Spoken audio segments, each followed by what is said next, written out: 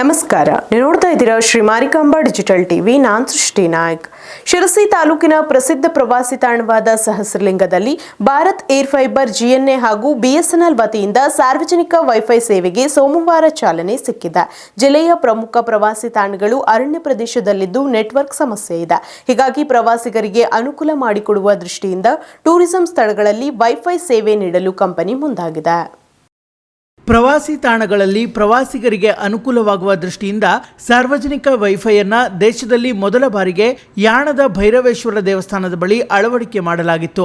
ಇದೀಗ ಜಿಲ್ಲೆಯಲ್ಲಿ ನೆಟ್ವರ್ಕ್ ರಹಿತ ಪ್ರಮುಖ ಪ್ರವಾಸಿ ತಾಣಗಳಲ್ಲಿ ಸಾರ್ವಜನಿಕ ವೈಫೈ ವಿಸ್ತರಣೆ ಮಾಡಲು ಕಂಪನಿ ನಿರ್ಧರಿಸಿದೆ. ಪ್ರವಾಸಿಗರಿಗೆ ಮತ್ತು ಯಾತ್ರಾರ್ಥಿಗಳಿಗೆ ಅನುಕೂಲವಾಗಲು ಆರಂಭಗೊಳಿಸಲಾದ ವೈಫೈಯನ್ನ ಸಹಸ್ರಲಿಂಗದಲ್ಲಿ ಸ್ವರ್ಣವಲ್ಲಿ ಮಠದ ಅಧ್ಯಕ್ಷ ವಿಎನ್ ಹೆಗಡೆ ಬೊಮ್ಮನಳ್ಳಿ, ಎಪಿಎಂಸಿ ಮಾಜಿ ನಿರ್ದೇಶಕಿ ಸವಿತಾ ಹೆಗಡೆ, ಸೋಂದಾ ಗ್ರಾಮ ಪಂಚಾಯತ್ ಅಧ್ಯಕ್ಷ ರಾಮಚಂದ್ರ ಹೆಗಡೆ ಮತ್ತಿತರ ಗಣ್ಯರು ಲೋಕಾರ್ಪಣೆಗೊಳಿಸಿದ್ರು. ಇನ್ನು ವೈಫೈ ಲೋಕಾರ್ಪಣೆಗೊಳಿಸಿ ವಿಎನ್ ಹೆಗಡೆ ಬೊಮ್ಮನಳ್ಳಿ ಮಾತನಾಡಿದ್ರು. ಯಲ್ಲಾಪುರದ ಮಾಗೋಡ್ ಫಾಲ್ಸ್, ಸಾತೊಡ್ಡಿ ಫಾಲ್ಸ್, ಶಿರಸಿಯ ಸಹಸ್ರಲಿಂಗ, ಜೈನ ಮಠ, ವಾದಿರಾಜ್ ಮಠ, ಸ್ವರ್ಣವಲ್ಲಿ ಮಠದಲ್ಲಿ ಸಾರ್ವಜನಿಕ ವೈಫೈ ನೀಡಲು ಕಂಪನಿ ಮುಂದಾಗಿದ್ದು, ಪ್ರಾರಂಭದಲ್ಲಿ ಶಿರಸಿ ತಾಲೂಕಿನ ಸಹಸ್ರಲಿಂಗದಲ್ಲಿ ಇದನ್ನು ಅಳವಡಿಕೆ ಮಾಡಲಾಗಿದೆ. ಬಿಎಸ್ಎನ್ಎಲ್, ಭಾರತ್ ವೈಫೈ ಹಾಗೂ ಜಿಎನ್ಎ ಕಂಪನಿಗಳ ಸಹಯೋಗದಲ್ಲಿ ಸಹಸ್ರಲಿಂಗದ ಪಾರ್ಕಿಂಗ್ ಸ್ಥಳಗಳಲ್ಲಿ ವೈಫೈ ಸೌಲಭ್ಯ ಒದಗಿಸಲಾಗಿದ್ದು, ಇದರಿಂದ ಪ್ರವಾಸಿಗರಿಗೆ ಸಂಪರ್ಕದ ಜೊತೆಗೆ ಡಿಜಿಟಲ್ ಪಾವತಿಗೂ ತುಂಬಾ ಅನುಕೂಲವಾಗಲಿದೆ.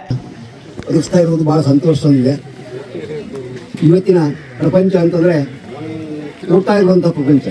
ಇಲ್ಲಿ ಪ್ರವಾಸಿಗರು ಬಹಳ ಬರ್ತಾರೆ. ಅವರಿಗೆ ಯೋಗ್ಯವಾಗಿರ್ತಕ್ಕಂಥ ಸೌಲಭ್ಯ ಒದಗಿಸಬೇಕು. ಯಾಕಂದ್ರೆ ಇವತ್ತು ಪ್ರವಾಸೋದ್ಯಮ ನಮ್ಮ ದೇಶದಲ್ಲಿ ಅತ್ಯಂತ ನಿರೀಕ್ಷಿತ ಮಟ್ಟದಲ್ಲಿ ಅಷ್ಟೇ ಅಲ್ಲದೆ ಮುಂದುವರಿಯುವಂತಹ ಒಂದು ಪ್ರವೃತ್ತಿಯಲ್ಲಿ ಬೆಳೀತಾ ಇದೆ. ಈ ಒಂದು ಸಹಸ್ರಲಿಂಗ ಪ್ರದೇಶ ಅರಣ್ಯದಿಂದ ಕೂಡಿರ್ತಕ್ಕಂಥ ಪ್ರದೇಶ. ಚಾಮರಾ ನದಿ ಹರಿತಾ ಇದೆ. ಈ ಧೂಳು ನಾದವನ್ನು ಕೇಳಲಿಕ್ಕೆ ದೂರ ದೂರ ಊರುಗಳಿಂದ ಪ್ರವಾಸಿಗರು ಬರ್ತಾ ಇರ್ತಾರೆ. ಪ್ರವಾಸಿಗರು ಬಂದಂತಹ ಸಂದರ್ಭದಲ್ಲಿ ಅವರಿಗೆ ಮೂಲಭೂತ ಸೌಕರ್ಯಗಳನ್ನು ಒದಗಿಸಿಕೊಡ್ಬೇಕಾದ್ದು ಸರ್ಕಾರದ ಕರ್ತವ್ಯ ಹಾಗೂ ಎಲ್ಲ ಜನಪ್ರತಿನಿಧಿಗಳ ಕರ್ತವ್ಯ. ಹಾಗೆ ಇವತ್ತು ಈ ಒಂದು ಭಾಗದಲ್ಲಿ ಇಂತಹ ಒಂದು ಸೌಲಭ್ಯವನ್ನು ಒದಗಿಸ್ತಾ ಇರುವುದು ಬಹಳ ಸಂತೋಷ ಇದೆ. ಇಂತಹ ಒಂದು ಪುಣ್ಯಕ್ಷೇತ್ರ, ಯಾಣದಂತ ಒಂದು ಪುಣ್ಯಕ್ಷೇತ್ರ, ಸಹಸ್ರಲಿಂಗದಂತ ಒಂದು ಪುಣ್ಯಕ್ಷೇತ್ರ, ಇಂಥ ಒಂದು ಕ್ಷೇತ್ರದಲ್ಲಿ ನಮಗೆ ನೆಟ್ವರ್ಕ್ ಪ್ರಾಬ್ಲಮ್ ಇದೆ. ಆದ್ರಿಂದ ವೈಫೈಯನ್ನ ಇಲ್ಲಿ ಬಿಡುಗಡೆಯನ್ನ ಮಾಡಿದ್ದಾರೆ. ಅಂದ್ರೆ 2 ವರ್ಷದಿಂದ ಯಾಣದಲ್ಲೂ ಕೂಡ ಇದು ಯಶಸ್ವಿಯಾಗಿ ಉದ್ಘಾಟನೆಗೊಂಡು ಯಶಸ್ವಿಯಾಗಿ ನಡೀತಾ ಇದೆ. ಅದೇ ರೀತಿ ಇಲ್ಲೂ ಕೂಡ ಇವತ್ತು ಉದ್ಘಾಟನೆ ಆಯಿತು. ಇಂಥ ಒಂದು ಒಳ್ಳೆಯ ಜಾಗದಲ್ಲಿ, ಪುಣ್ಯ ಸ್ಥಳದಲ್ಲಿ ಅಂತ ಒಂದು ಪುಣ್ಯಾತ್ಮರು ಕೈ ಹಾಕಿದ್ದಕ್ಕೆ ಈ ಒಂದು ಕೆಲಸ ಆಯ್ತೇನೋ ಅಂತ ನನ್ನೊಂದು ಭಾವನೆ.